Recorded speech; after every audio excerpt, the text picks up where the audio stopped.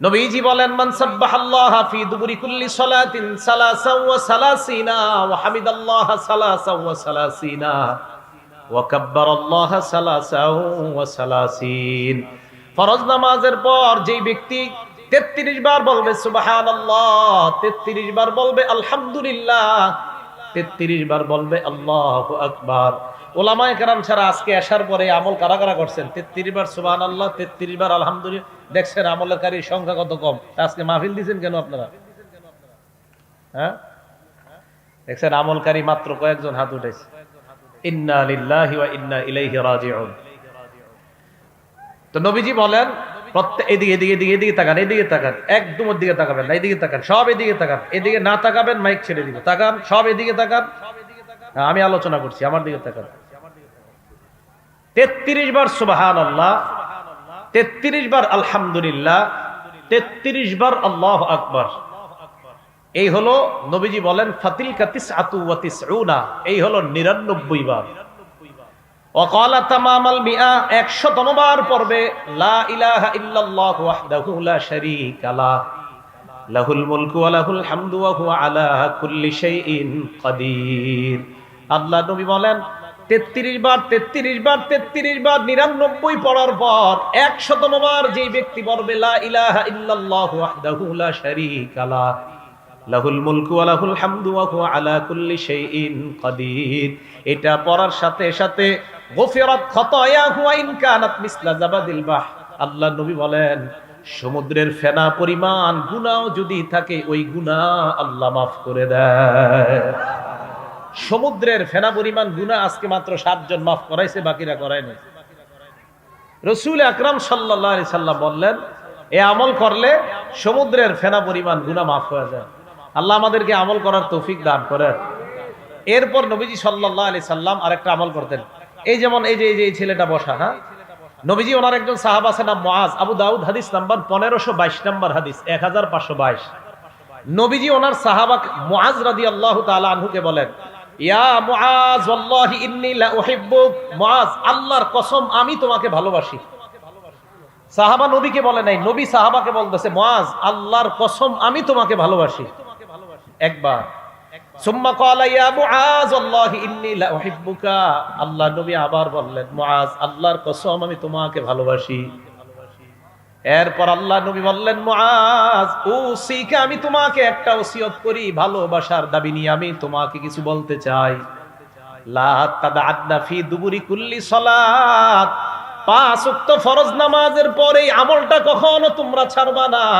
মুআজকে আল্লাহ নবী বললেন মুআজ আমি মুহাব্বতের দাবি নিয়ে তোমাকে একটা আমল শিখাইতে চাই, এই আমলটা ফরজ নামাজের পর কখনো ছাড়বা না। আমার কেমন যেন আত্মবিশ্বাস, আলেমরা ছাড়া অন্যরা কেউ এই আমলটা আজকে করেনি নাই।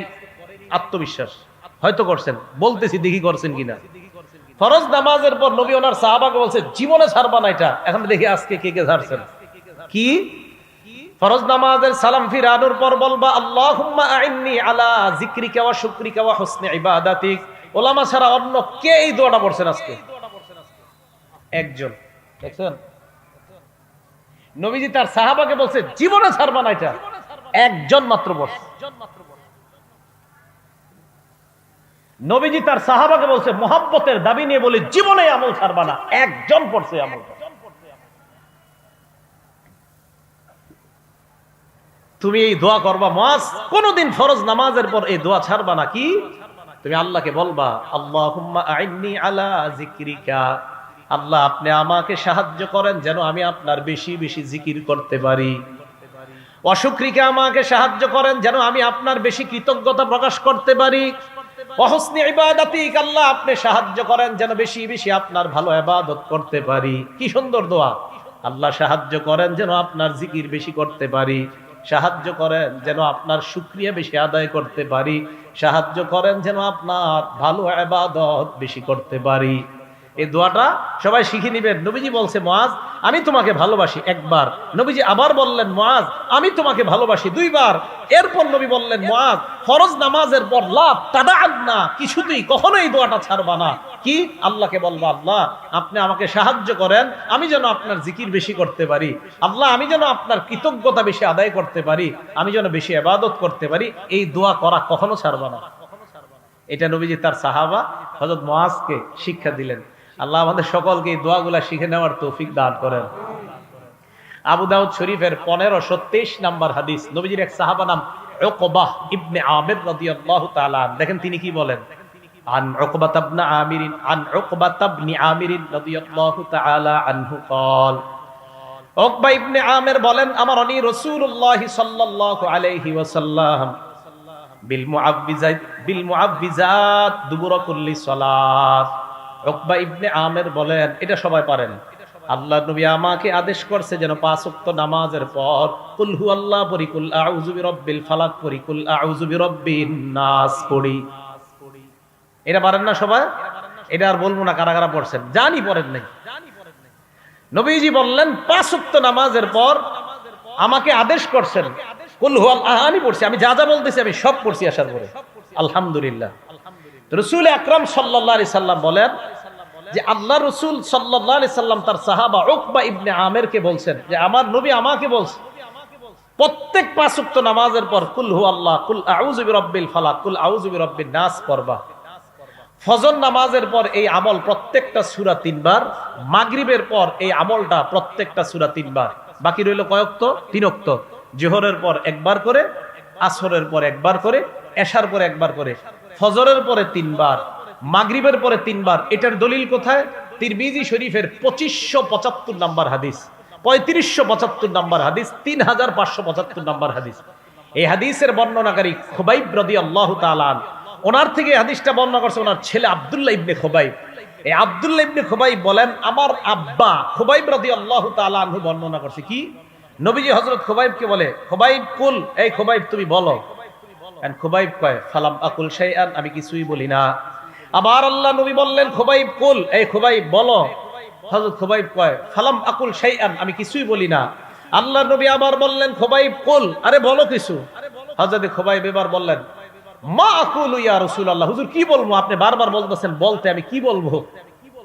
নবীজি বললেন খুবাইব কুল কুল হুয়াল্লাহু আহাদ, তুমি পড়ো কুল হুয়াল্লাহু আহাদ ওয়াল মুআব্বিজাতাইন, আর তুমি কুল আউযু বিরাব্বিল ফালাক এবং নাস এটা পড়ো হিনা তুমসিয়া ওয়া তুসবিহ, যখন তুমি সন্ধ্যা হয় আর সকাল হয় তখন তুমি এই কুল হুয়াল্লাহ, কুল আউযু বিরাব্বিল ফালাক, কুল আউযু বিরাব্বিন নাস 3 বার পড়বা।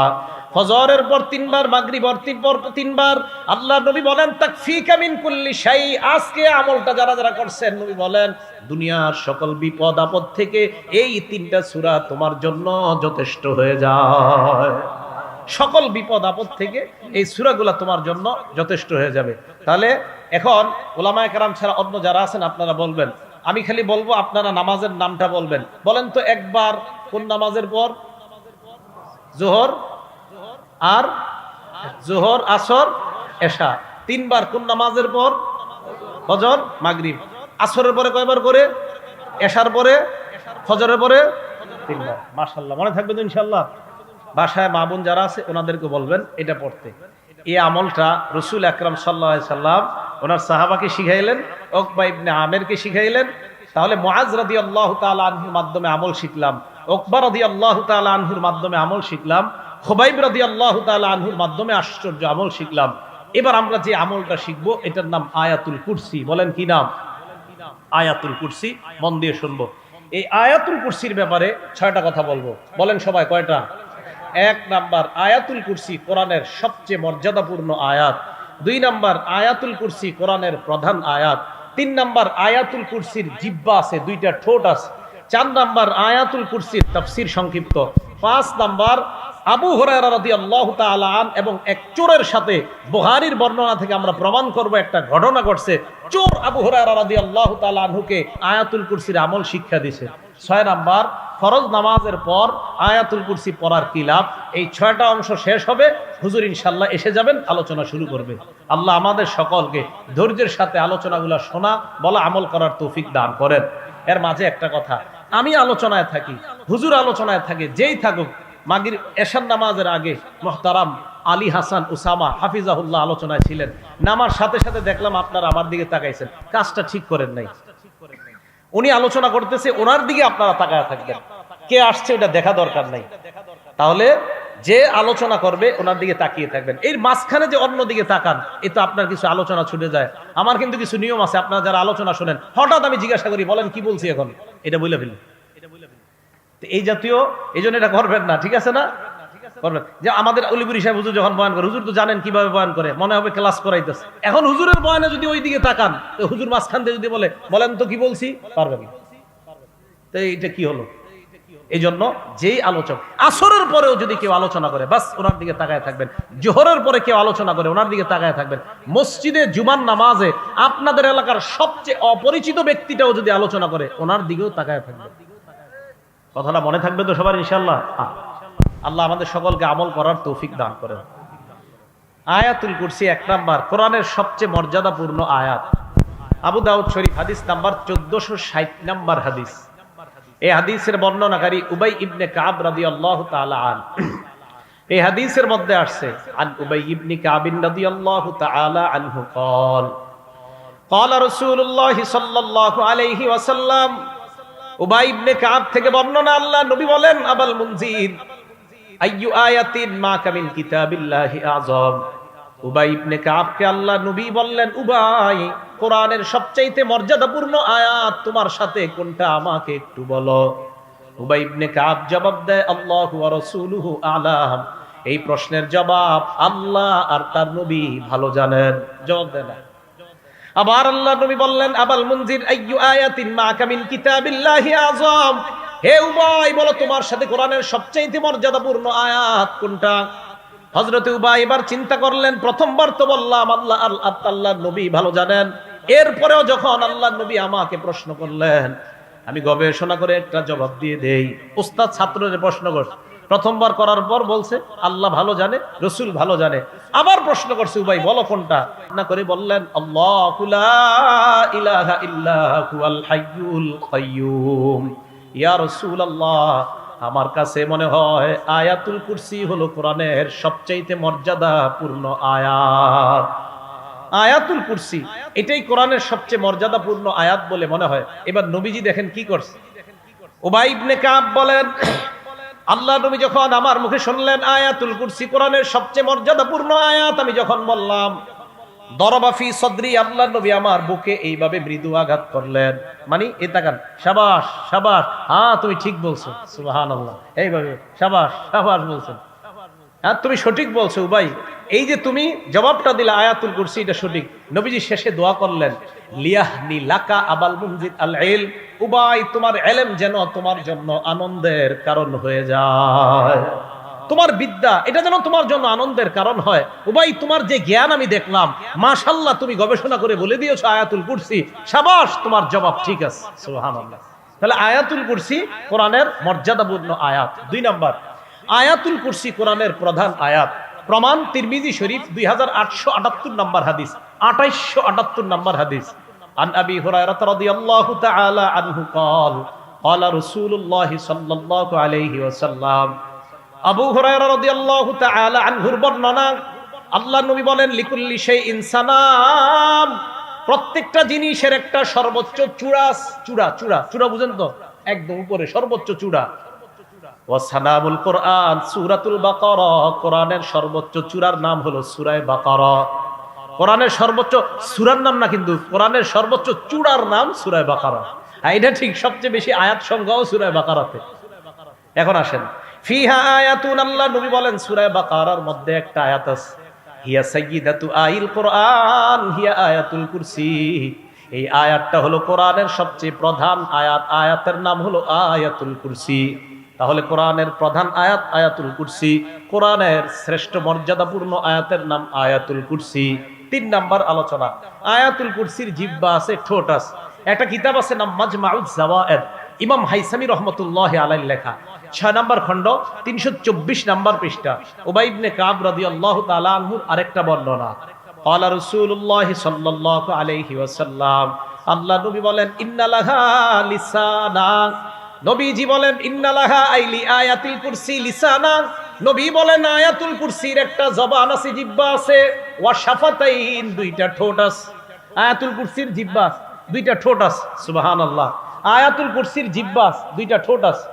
এবার আল্লাহ নবী বলেন তুকদ্দিসুল মালিক আন সাকিল আরশ, আরশের কাছে আয়াতুল কুরসি সদা সর্বদা আল্লাহর পুত পবিত্রতা বর্ণনা করে। আয়াতুল কুরসির জিহ্বা আছে, দুইটা ঠোঁট আছে, আরশের কাছে থাইকা সদা সর্বদা আল্লাহর পবিত্রতা বর্ণনা করে। ভাইও কিছু মনে করবেন না, আলেমরা ছাড়া অন্য কারা কারা আয়াতুল কুরসিটা পারেন? মাশাআল্লাহ, হাত নামান, সবাই শিখে নিয়েন, আল্লাহ তৌফিক দান করেন। আয়াতুল কুরসিটা আল্লাহ সবাইকে শিখে নেওয়ার তৌফিক দান করেন। 4 নাম্বার আয়াতুল কুরসির তাফসীর, সংক্ষিপ্ত তাফসীর শুনেন।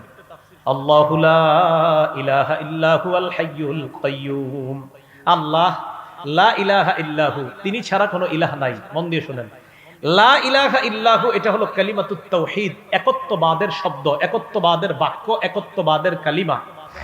এই কালিমাতুত তাওহীদ এটা একত্ববাদের কালিমা, মানে তিনি ছাড়া কোনো ইলাহ নাই। তিনি কে? আল্লাহ। বলেন তো, আবার মন থেকে আওয়াজ দিয়ে বলবেন, তিনি ছাড়া কোনো ইলাহ নাই, তিনি কে? আল্লাহ। আচ্ছা, আল্লাহ ছাড়া কোনো ইলাহ থাকলে সমস্যা কি? আল্লাহ ছাড়া কোনো ইলাহ থাকলে সমস্যা কি? সমস্যা আছে। কোথায় আছে? এটা আল্লাহ কোরআনে বলছে। কি সমস্যা? সূরা আম্বিয়ার 22 নম্বর আয়াতে সমস্যার কথা আল্লাহ বলছে, লাউ কানা ফীহিমা আলিহাতুন ইল্লাল্লাহু লাফাসাদাতা।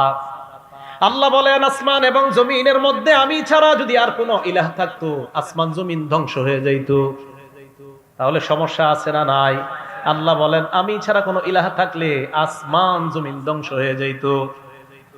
ক্ষতির ধরনটা কেমন? সূরা মুমিনুনের 91 নম্বর আয়াতে আল্লাহ বলেন, ওয়ামা কানা মাহু মিন ইলাহ, আল্লাহর সাথে কোনো ইলাহ নাই।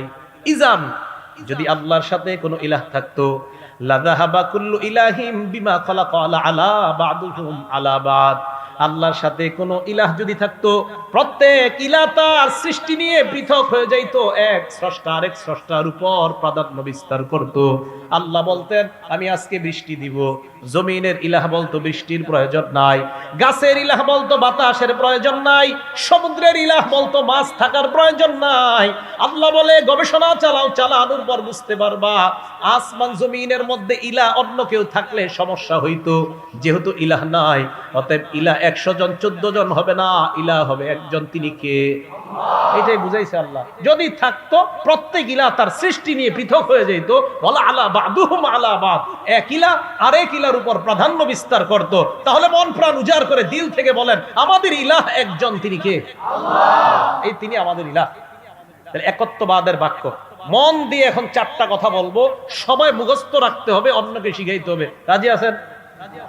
কয়টা কথা? 4টা।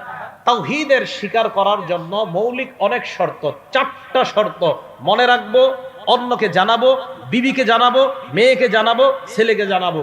মৌলিক কয়টা শর্ত শিখে রাখবো? 4টা। 1 নাম্বার, তাওহীদের অর্থ জানা। তাওহীদের অর্থ কি? আল্লাহ ছাড়া কোনো ইলাহ নাই, যত ইলাহ আছে সব ইলাহ নিষিদ্ধ। আল্লাহ ছাড়া কোনো ইলাহ যদি কেউ দাবি করে, সব নিষিদ্ধ। এই বিশ্বাস নিয়ে কবরে যাওয়া। আবার বলছি, 1 নাম্বার, তাওহীদের অর্থ জানা। তাওহীদের অর্থ হলো আল্লাহ ছাড়া কোনো ইলাহ নাই, যত ইলাহ আছে সব নিষিদ্ধ করা, আর এই বিশ্বাস নিয়ে কবরে যাওয়া। নবীজি বলেন, যদি যেতে পারো, একদিন না একদিন আল্লাহর জান্নাতে প্রবেশ করবে। দলিল মুসলিম শরীফের 26 নম্বর হাদিস, আন্তর্জাতিক নাম্বার। ক্বালা রাসূলুল্লাহ সাল্লাল্লাহু আলাইহি ওয়াসাল্লাম, আন্তর্জাতিক নাম্বার মানে মুসলিম শরীফের এই হাদিসের নাম্বারটা পুরো পৃথিবীতে ফলো করা হয়। ক্বালা রাসূলুল্লাহ সাল্লাল্লাহু আলাইহি ওয়াসাল্লাম, নবীজি বলেন, মান মাতা ওয়া হুয়া ইয়ালামু লা আন্নাহু লা ইলাহা ইল্লাল্লাহ, যে ব্যক্তি মারা যাবে, আমি মারা গেলাম, উনি মারা গেল, উনি মারা গেলেন, আপনাদের কেউ মারা যায়, এই বিশ্বাস নিয়ে মারা যায় আল্লাহ ছাড়া কোনো ইলাহ নাই। আহলুস সুন্নাত ওয়াল জামাত এই হাদিসের অনুবাদ করে, মান মাতা ওয়া হুয়া মুওয়াহহিদুন বিল্লাহ, অথবা মান মাতা মুওয়াহহিদান বিল্লাহ, কেউ যদি আল্লাহর একত্ববাদের স্বীকার করে মারা যায়, দাখালাল জান্নাহ, আল্লাহ নবী বলেন আমি তোমাকে গ্যারান্টি দিলাম তুমি একদিন আল্লাহর জান্নাতে প্রবেশ করবা। একত্ববাদের বিশ্বাস নিয়ে দুনিয়া থেকে যাওয়া। বলেন আমাদের রব কয়জন? ইলাহ পৃথিবীতে কয়জন? আসমান জমিনে যত জগৎ হতে পারে সমস্ত জগতে ইলাহ কয়জন? হ্যাঁ, এই বিশ্বাস নিয়ে কবরে যেতে পারলে ইনশাআল্লাহ জান্নাত পাওয়া যাবে। শর্ত নাম্বার 1। শর্ত নাম্বার 2, আল্লাহরে যে আমরা এক ইলাহ মানি, এই এক ইলাহ মানার ক্ষেত্রে এই দিক তাকান একটু সন্দেহ করা যাবে না, সামান্য সন্দেহ করা যাবে না। প্রমাণ সূরা হুজুরাত 15 নাম্বার আয়াত। আল্লাহ বলেন ইন্নামাল মুমিনুনা আল্লাযীনা আমানু বিল্লাহি ওয়া রাসূলিহি। আমরা সবাই ইমানদার তো? আশা করি ইনশাআল্লাহ সবাই ইমানদার না ইনশাআল্লাহ? এখন হাত নামান। আপনারা কিন্তু হাত তুলছেন যে ইমানদার, এখন দেখেন তো ইমানদার কিনা সবাই। আল্লাহ বলেন ইন্নামাল মুমিনুনা আল্লাযীনা আমানু বিল্লাহি ওয়া রাসূলিহি সুম্মা লাম ইয়ারতাবু। ইমানদার তারা যারা আল্লাহকে মানে, রাসূলকে মানে, একটুও সন্দেহ করে না। একটুও কি করে না? আল্লাহ ইমানদার তারা যারা আল্লাহকে মানে, রাসূলকে মানে, সুম্মা লাম ইয়ারতাবু, সামান্য সন্দেহ করে না। ওয়াজাহাদু বিআমওয়ালিহিম ওয়া আনফুসিহিম, প্রয়োজনের সময় জানমাল নিয়ে জিহাদ করে। উলাইকা হুমুস সাদিকুন। আল্লাহ বলেন আমি ওই সমস্ত ইমানদারদেরকে কোরআনে সত্যবাদী বলে ঘোষণা করলাম। আমরা কি সত্যবাদী ইমানদার না মিথ্যাবাদী? সবাই জোরে বলে না, সত্যবাদী ইমান না মিথ্যাবাদী? তাহলে আমরা আল্লাহকে মানি, রাসূলকে মানি, কোনো সন্দেহ আছে? আল্লাহ এই মুহূর্তে সমস্ত সন্দেহ আপনি দূর করে আমাদেরকে সত্যবাদী ইমানদারদের খাতায় আমাদের নাম লিপিবদ্ধ করে দেন। 3 নাম্বার শর্ত, মুখে বলতেছে আল্লাহ এক, দিলে নাই এই কথা। মুখে বলতেছে আল্লাহ এক, অন্তরে নাই, এটাও হবে না। দলিল সূরা ফাত আয়াত নাম্বার 11। আল্লাহ বলেন ইয়াকুলুনা বিআলসিনাতিহিম, তারা মুখে বলে, দেখেন কি কয়, মা লাইসা ফি কুলুবিহিম, যা অন্তরে নাই, হবে না। ইয়াকুলুনা বিআলসিনাতিহিম, তারা মুখে বলে, মা যা লাইসা ফি কুলুবিহিম, অন্তরে নাই, হবে না। মুখেও বলতে হবে, অন্তরেও থাকতে হবে আল্লাহ। তাহলে যারা মুখে বলে অন্তরে নাই, এটা হবে না। মুখেও বলতে হবে, অন্তরেও থাকতে হবে আল্লাহ এক। আল্লাহ আপনাকে মুখেও বিশ্বাস করি, মুখেও বলি আপনি এক, অন্তরেও আমরা বিশ্বাস করি আপনি এক। আল্লাহ আমাদেরকে এই জাতীয় ইমানদার হওয়ার তৌফিক দান করেন। 4 নাম্বার, আল্লাহরে বিশ্বাস করি, আল্লাহরে একত্ববাদ স্বীকার করি মহব্বতের সাথে। বলেন সবাই কিসের সাথে? পিস্তল ধরলে না, মানে ভয়ে না, ভয়ে না, না, মহব্বতে আল্লাহরে বিশ্বাস করি, মহব্বতে মেনে নেই আল্লাহ এক। জোর করছে এমন না, আর মহব্বতের সাথেই মেনে নিচ্ছে আল্লাহ। আবার বলছি, জোর করছে কেউ আমাদেরকে এমন না, মহব্বতের সাথেই মনে প্রাণে মেনে নেওয়া আল্লাহ। রাজি সবাই? এটা 4 নাম্বার শর্ত, মহব্বতের সাথে আল্লাহর একত্ববাদ মেনে নিতে হবে। প্রমাণ বুখারী শরীফ হাদিস নাম্বার 16। 3 গুণ যার মধ্যে থাকবে আল্লাহ তাকে ঈমানের স্বাদ উপভোগ করাবে। সুবহানাল্লাহ।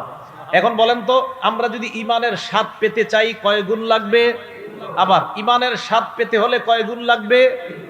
ক্বালা রাসূলুল্লাহ সাল্লাল্লাহু আলাইহি ওয়াসাল্লাম, আল্লাহ নবী বলেন সালাসুন মান কুন্না ফীহি, যার মধ্যে 3টা গুণ থাকবে। কয়টা গুণ? ওয়াজাদা হালাওয়াতাল ঈমান, ওই ব্যক্তি ঈমানের স্বাদ গ্রহণ করতে পারবে, ঈমানের মিষ্টতা গ্রহণ করতে পারবে।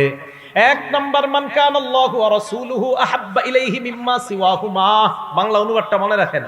1 নাম্বার, আল্লাহ আর তার রাসূল ছাড়া দুনিয়াতে যা আছে সবার চাইতে আল্লাহ আর আল্লাহর নবীকে বেশি ভালোবাসা।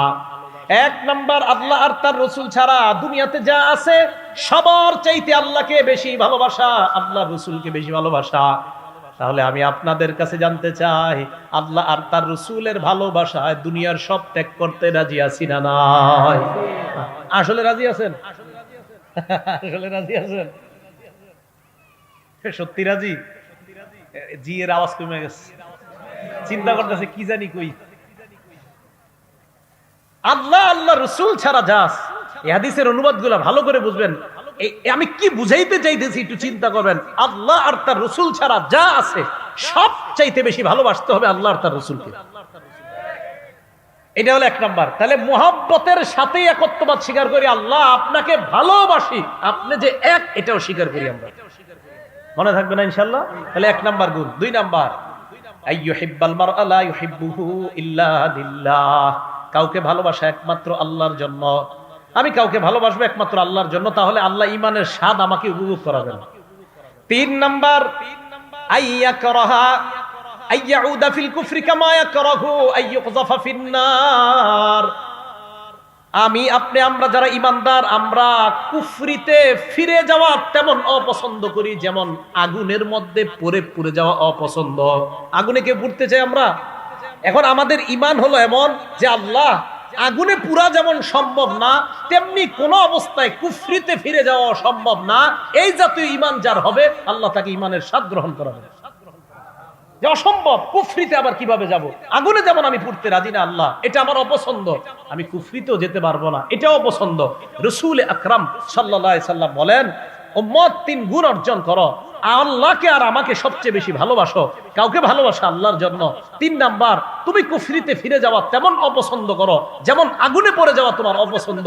এই 3 গুণ অর্জন করো, আল্লাহ তোমাকে ঈমানের স্বাদ উপভোগ করার তৌফিক দান করেন। আল্লাহ আমাদের সকলকে এই 3 গুণ অর্জন করার তৌফিক দান করেন। তাহলে বলেন তো তাওহীদের কয় শর্ত? বলেন তাওহীদের কয় শর্ত? 4 শর্ত। 1 নাম্বার, আল্লাহ এক, দুনিয়াতে যত ইলাহ আছে সব নিষিদ্ধ করা, দুনিয়াতে কোনো ইলাহ আমরা মানি না, এই বিশ্বাস নিয়ে মারা যাওয়া। 2 নাম্বার, আল্লাহ আর তার রাসূলকে বিশ্বাস করি, কোনো সন্দেহ করি না। 3 নাম্বার, মুখেও বলি আল্লাহ এক, দিল দিয়েও স্বীকার করি আল্লাহ এক। 4 নাম্বার, ভালোবাসি আল্লাহকে, এই ভালোবেসে আল্লাহর একত্ববাদ স্বীকার করি। এই 4টা কথা নিজেরা মুখস্থ রাখবো, স্ত্রী সন্তান আদিদেরকে, বাচ্চাদেরকে ছোটবেলা থেকে মুখস্থ করাইবেন। এই বাচ্চা, আল্লাহ ছাড়া কোনো ইলাহ নাই। এই সন্তান শোনো, আল্লাহকে তুমি মানতেছো, রসুলকে মানতেছো, কোনো সন্দেহ করবা না। সন্তান শোনো, মুখ দিয়েও বলবা আল্লাহ এক, দিলেও স্বীকার করবা আল্লাহ এক, মনের ভিতরে ঢুকাও আল্লাহ এক। 4 নাম্বার, আল্লাহকে ভালোবাসবা, ভালোবাসার সাথে আল্লাহর একত্ববাদ স্বীকার করবে। আল্লাহ আমাদের সকলকে 4টা শর্ত মুখস্থ রাখার তৌফিক দান করেন। তাহলে আসেন, আল্লাহু লা ইলাহা ইল্লাহু, এতটুকু গেল। আল হাইয়ুল কাইয়ুম, হাইয়ুন মানে চিরঞ্জীব, লা বিদায়া ওয়ালা নিহায়া, যার শুরু নাই শেষ নাই, যিনি কখনো মৃত্যুবরণ করবে না, করার কল্পনাও করা যায় না। সূরা আর-রহমান 26-27 নম্বর আয়াতে আল্লাহ বলেন, কুল্লু মান আলাইহা ফান, আসমান জমিন যা দেখো সব ধ্বংস হবে। ওয়ায়াবকা ওয়াজহু রাব্বিকা যুল জালালি ওয়াল ইকরাম, আপনার রব মহামহিম, মহা অনুভবের অধিকারী রব, আল্লাহ ছাড়া সব ধ্বংস। বিশ্বাস আছে তো? আল্লাহ ছাড়া যা আছে সব ধ্বংস হয়ে যাবে। তিনি হাই, তিনি মৃত্যুবরণ করবে না, তিনি হাই, তিনি চিরঞ্জীব। এরপরে আল্লাহ বলেন আল কাইয়ুম, তিনি নিজে স্থিতিশীল, চিরস্থায়ী, তিনি ক্ষণস্থায়ী না। এখন প্রশ্ন, ক্ষণস্থায়ী কি?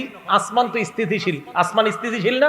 এ দেখেন, আসমান তো স্থিতিশীল, দাঁড়িয়ে আছে, জমিনও দাঁড়িয়ে আছে, মানে আপন অবস্থায় আছে। তো এই দুইটা স্থিতিশীল হলেও আল্লাহর হুকুম যতক্ষণ থাকবে ততক্ষণ এইগুলো এইভাবে থাকবে, হুকুম থাকবে না, ধ্বংস হয়ে যাবে। প্রমাণ সূরা রুমের 25 নম্বর আয়াত, আল্লাহ বলেন, ওয়ামিন আয়াতিহি আন তাকুমাস সামাউ ওয়াল আরদু বিআমরি, আল্লাহর নিদর্শনাবলীর মধ্যে এটাও একটা নিদর্শন, আসমান আর জমিন আল্লাহর হুকুমে দাঁড়ায় আছে।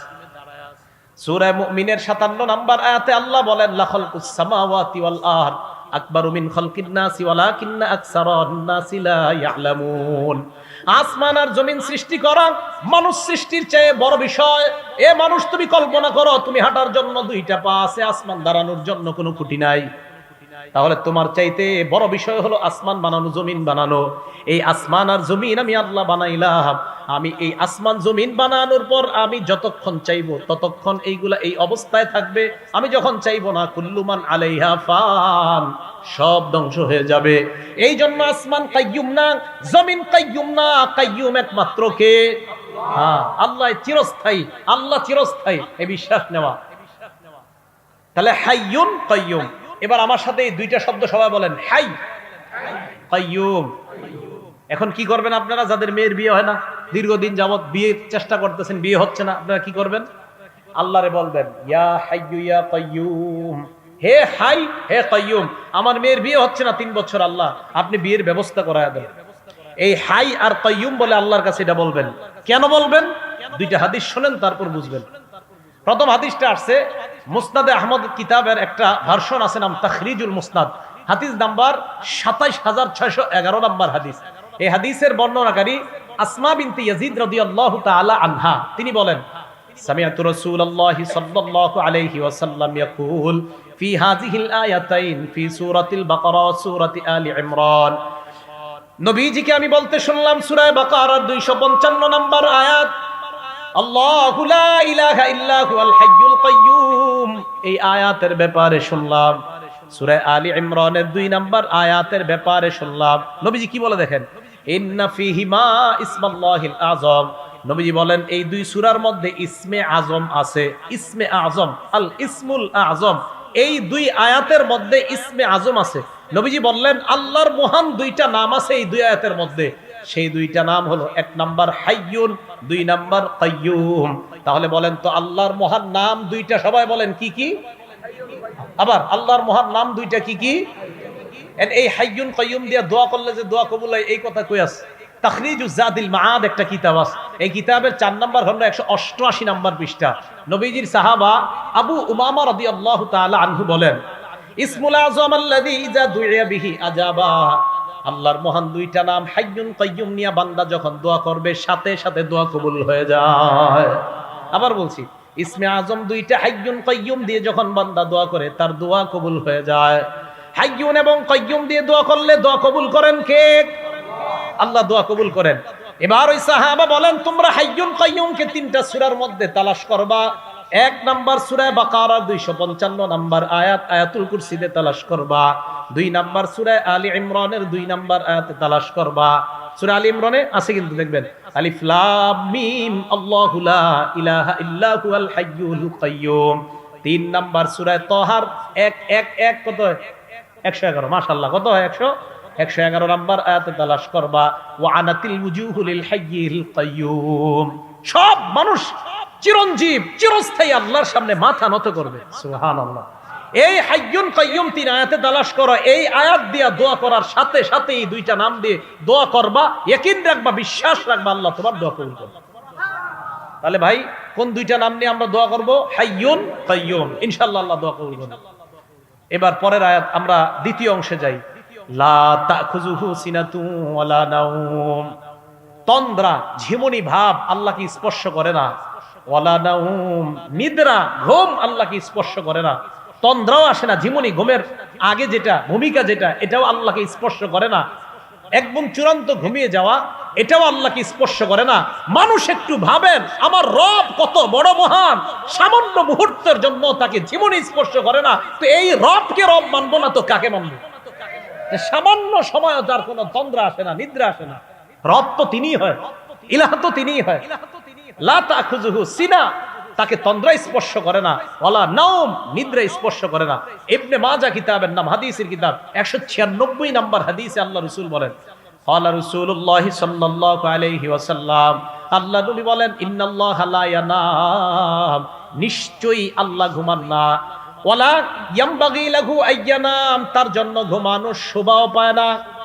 নবীজি বলেন আল্লাহ ঘুমান না, আল্লাহর জন্য ঘুমানো শোভা পায় না।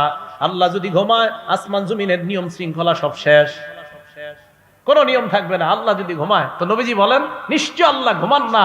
আল্লাহর ঘুম এটা আল্লাহর শানের খেলাফ, আল্লাহ ঘুমাতে পারে না। নবীজি বলেন আল্লাহ ঘুমান না, ঘুমানো আল্লাহর ক্ষেত্রে যায় না, এটা আল্লাহর শান না।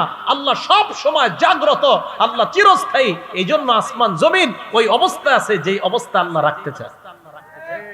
ভাই কথাগুলো সবার বুঝে আসছে? লাহু মা ফিস সামাওয়াতি ওয়া মা ফিল আরদ, আসমান জমিনের সব কার? সবাই বলেন সব কার? ইমানদাররা কার? বেঈমানরাও কার? যারা আল্লাহ মানে তারা কার? যারা আল্লাহ মানে না তারাও কার? হ্যাঁ, আল্লাহ বলেন দুনিয়ার মধ্যে মানো না, কিয়ামতের ময়দানে সেদিন ঠিকই স্বীকার করবা আমি আল্লাহ আছি, লাভ হবে না। দলিল সূরা মারইয়ামের 93 নম্বর আয়াতে আল্লাহ বলেন, ইন কুল্লু মান ফিস সামাওয়াতি ওয়াল আরদ ইল্লা আতির রহমানি আবদা, আসমান জমিনের যা আছে সবাই কিয়ামতের ময়দানে বান্দা হয়ে নত হয়ে আমি আল্লাহর সামনে উপস্থিত হবে। সুবহানাল্লাহ। এটা জানাই দেন অবিশ্বাসীদেরকে, ভাই তোমরাও আল্লাহর সামনে নত হবা কিয়ামতের মাঠে। তাহলে আসমান জমিনের সব আল্লাহর।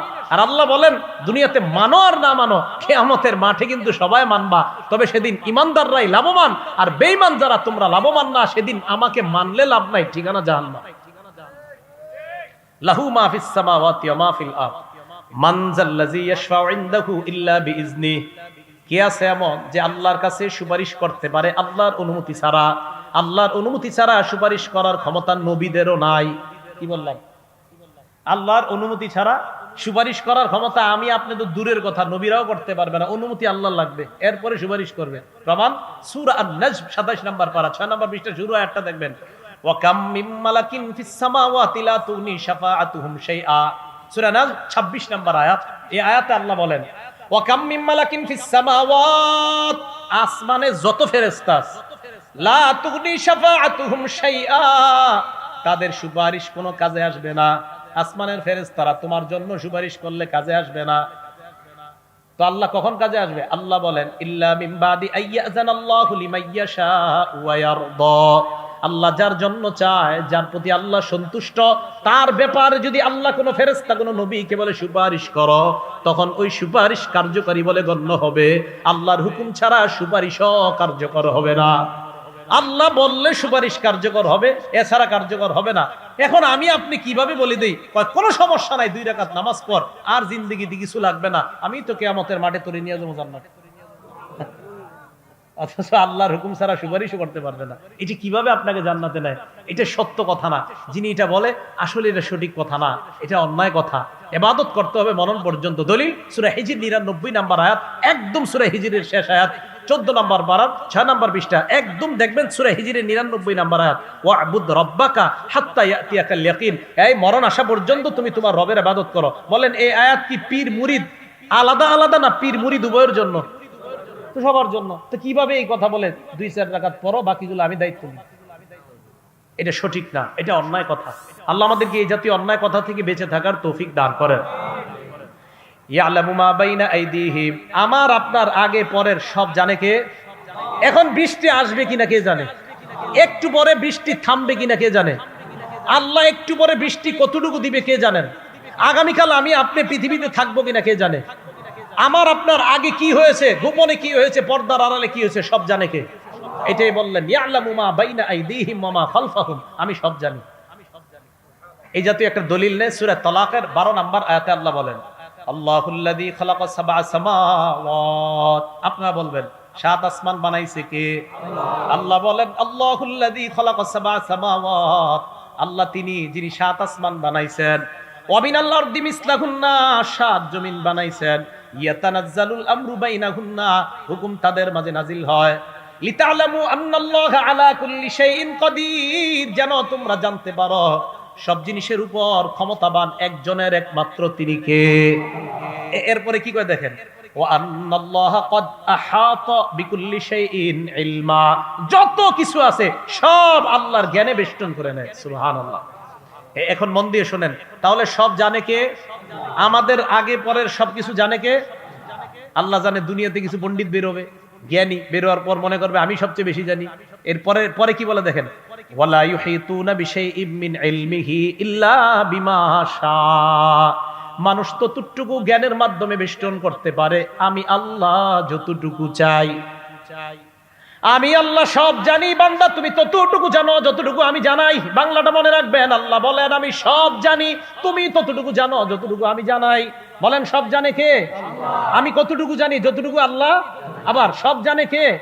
আমি কতটুকু জানি যতটুকু আল্লাহ জানে। বাস, তাহলে অহংকারের কি আছে? কোনো অহংকার নাই।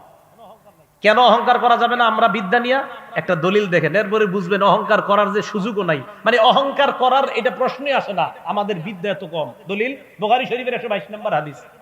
ঘরে যাদের কোরআন শরীফের বাংলা অনুবাদ আছে আপনারা কাজ করবেন, 15 নম্বর পারার 19 নম্বর পৃষ্ঠার শেষ থেকে লাকাদ লাকিনা বিন সাফারিনা হাযা নাসাবা আতিনা গাদা আনা লাকাদ লাকিনা বিন সাফারিনা হাযা নাসাবা থেকে পড়বেন। এই পরে 15 নম্বর পারার 20 এবং 16 নম্বর পারার শুরু পৃষ্ঠাটা পুরাটা পড়বেন, এত মজা পাইবেন। মজা পাওয়ার পরে আমার জন্য দোয়া করবেন, ঠিক আছে তো? হ্যাঁ, খুব মজা পাবেন। আপনারা পড়েন, যাদের বাংলা অনুবাদটা বললে দেখবেন কি মজা। তো বুখারী শরীফের 122 নম্বর হাদিসটা অনেক লম্বা, আমি শুধু জ্ঞানের অংশটা আলোচনা করব। মুসা আলাইহিস সালাতু ওয়াস সালামের সাথে সাক্ষাৎ হয়েছে খজিরের। কার? খিজির না, খজির। খজির কি নাম? খজির। খজির, হ্যাঁ, বুখারীর বর্ণনা খজির। খজির, হ্যাঁ, খজির। খজির, খজির বুখারীতে আসছে খজির। তো রাসূল আকরাম সাল্লাল্লাহু আলাইহি ওয়াসাল্লাম হাদিসের মাধ্যমে আমাদেরকে জানায়া দেয় মুসা আলাইহিস সালাতু ওয়াস সালাম, যাই হোক আমরা যতটুকু শুনলাম এতটুকুর উপর যেন আমরা, ঠিক আছে হুজুর এসে গেছে, আল্লাহ পাক রব্বুল আলামিন আমরা যতটুকু জানলাম এতটুকু কথার উপর যেন আমরা আমল করতে পারি, আল্লাহ তৌফিক দান করেন। সর্বশেষ একটা কথা, বুলুগুল মারামের 97 নম্বর হাদিস, একটু শোনেন হাদিসটা। রাসূল আকরাম সাল্লাল্লাহু আলাইহি সাল্লাম বলেছেন, মান করাআ, ওই মাইকটা দেন তো একটু, হুজুর এখানে বসেন। রাসূল আকরাম সাল্লাল্লাহু আলাইহি সাল্লাম হাদিসের মধ্যে